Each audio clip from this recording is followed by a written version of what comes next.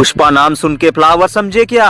Flower नहीं, आगे आने वाले पार्ट का बाप हूँ मैं। दोस्तों ये फिल्म ने पूरी दुनिया में भौकाल मचा दिया है। लगभग फिल्म 100 में से 200% सबको पसंद आ गई होगी, क्योंकि इसका कंटेंट ही असली किंग था। लेकिन भाई साहब जैसे शेखावत जी ने बोला था, कुछ कम है कुछ कम है, तो कहीं ना कहीं उनकी जुबान फिल्म को लगी होगी, वरना बिन फुकट के कोई ऐसा बोल नहीं सकता। खैर ये सब घुमा फिराने वाली बातें हैं, क्योंकि मुद्दे की बात मैं आपको बता दूं, इस फिल्म से हमारी ऑडियंस को और कुछ नया चाहिए था। अगर ये सब ऐड हो जाता ना भाई साहब, कसम से फिल्म 2000 करोड़ दबा के छाप लेती। अब वो कौन सी ऐसी प्रॉब्लम्स है, मैं आपको एक एक करके क्लियर कर देता हूँ। सीधी बात, नो बकवास। इस फिल्म में कुछ ऐसे कैरेक्टर्स थे जो एक्शन करने के प्रबल दावेदार थे, लेकिन मेकर्स ने इन्हें एक नॉर्मल टाइप का लुक दिया। बस उन्हीं कैरेक्टर्स के बारे में हम आपको बताएंगे। साथ ही इस फिल्म से उभरते हुए सितारे कौन से है ये भी आपको क्लियर कर देता हूँ। तो चलिए दोस्तों स्टार्ट करते हैं। नंबर 1, ये हिरोशी नाम का चाचा। इससे हमें थोड़ी बहुत प्रॉब्लम हुई। इसने एक्टिंग बढ़िया की, फेस ऑफ भी बढ़िया था, एक लीडर होने के नाते इसने पुष्पा को चैलेंज तो दिया, फिर भी हमें इनसे एक प्रॉब्लम थी।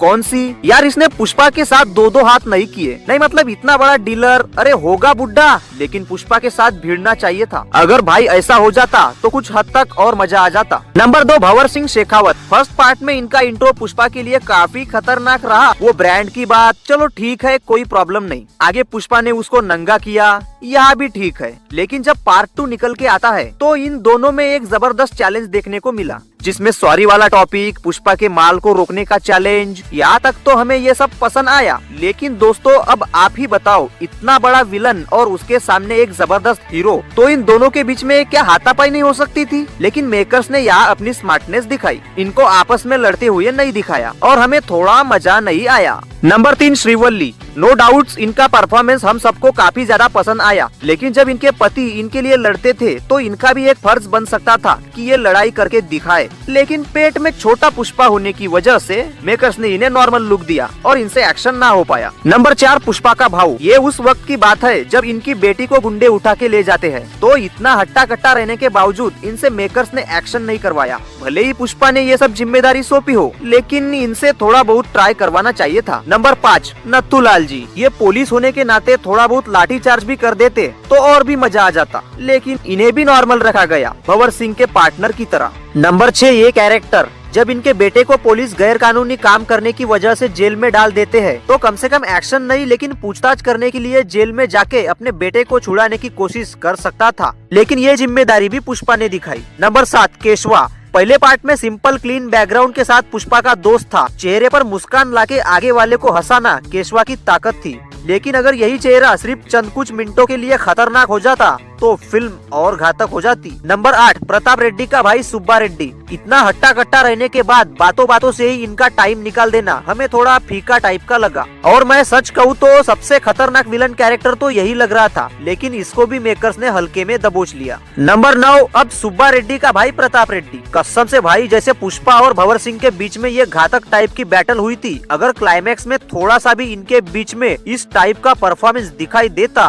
फिल्म में और जान आ जाती। नंबर 10, हमीद और जक्का रेड्डी। रीलोडेड वर्जन में ये लोग भागने की कोशिश में खुद की गाड़ी को इस जगह पर ठोक देते हैं और मर जाते हैं। यार इनका मरना हमें थोड़ा नॉर्मल लगा। नहीं मतलब इतने बड़े बिजनेसमैन और पुष्पा के साथ वक्त बिताना, इन लोगों ने जो गाड़ी ठोकी वो गलत जगह पर ठोकी, अरे सीधा पुलिस वालों के ऊपर ठोक देना चाहिए था। इससे एक चीज का फायदा होता, ये लोग तो मर ही जाते, लेकिन पुलिस में पुष्पा के लिए और खौफ पैदा हो जाता। नंबर 11, दक्षा। इसका भाई मरा, इसके सारे धंधे को मतलब चंदन के धंधे को पुष्पा ने चौपट कर लिया। ये सब इसके साथ होते हुए भी इसे नॉर्मल रखा गया। नहीं मतलब अपने पति के ऊपर ब्लेड पकड़ के ये चढ़ सकती है, तो इस पार्ट में इसका और डर दिखाना चाहिए था। नंबर 12, पुष्पा की माँ। अगर इनका थोड़ा सा भी चेहरा डरावना निकल के आ जाता उन बुग्गा गैंग्स के खिलाफ, तो ये मोमेंट वाकई देखने लायक हो जाता। और नंबर 13, जॉली रेड्डी। मैं इनसे एक्शन की उम्मीद तो नहीं लगा सकता, क्योंकि हालत तो फिलहाल वैसी लग नहीं रही है, लेकिन अगर एक डायलॉग भी ये बोल देता भाई स्क्रीन फट जाता। तो इस प्रकार ये कुछ कैरेक्टर थे जो इस पार्ट में और भी खतरनाक हो सकते थे, लेकिन जो भी हो इन्होंने फिल्म में परफॉर्मेंस तो बढ़िया दी है। तो इसी से निकल के आते हैं कुछ ऐसे कैरेक्टर्स जिनका फ्यूचर आगे ब्राइट होने वाला है। नंबर 1, ये मामा मतलब हिरोशी। इसने जबरदस्त एक्टिंग स्किल दिखाई है और हर मोड पर खुद को बिल्कुल सही तरीके से प्रेजेंट किया है। मतलब पुष्पा को गोली मारना, बिजनेस डील में बॉस का एकदम परफेक्ट कैरेक्टर, ये सब चीजें इसे आगे आने वाली फिल्मों के लिए अभी से सेट करके रख सकती है। इन्हें आने वाली फिल्मों में बढ़िया ऑफर्स मिल सकता है। नंबर 2, केशवा।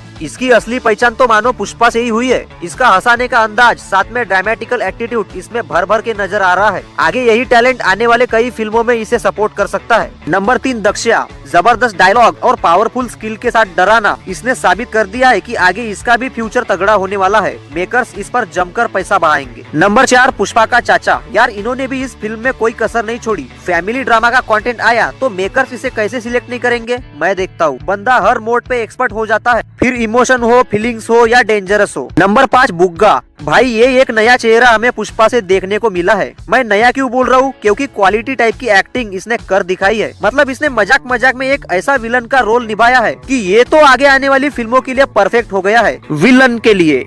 नंबर 7 पुष्पा की भतीजी। इनसे भी लगभग बढ़िया डायलॉग्स, इमोशंस, एक्सप्रेशन सही तरीके से झलक रहे थे। यंग एक्ट्रेस होने के नाते आगे आने वाली फिल्मों के लिए ये बहुत फायदेमंद हो सकती है। तो इस प्रकार ये कुछ कैरेक्टर थे जो बाहर निकल के आए और आगे आने वाली फिल्मों में इन्हें बढ़िया तरीके से सिलेक्ट किया जाएगा। बढ़ते हैं डायलॉग्स की तरफ।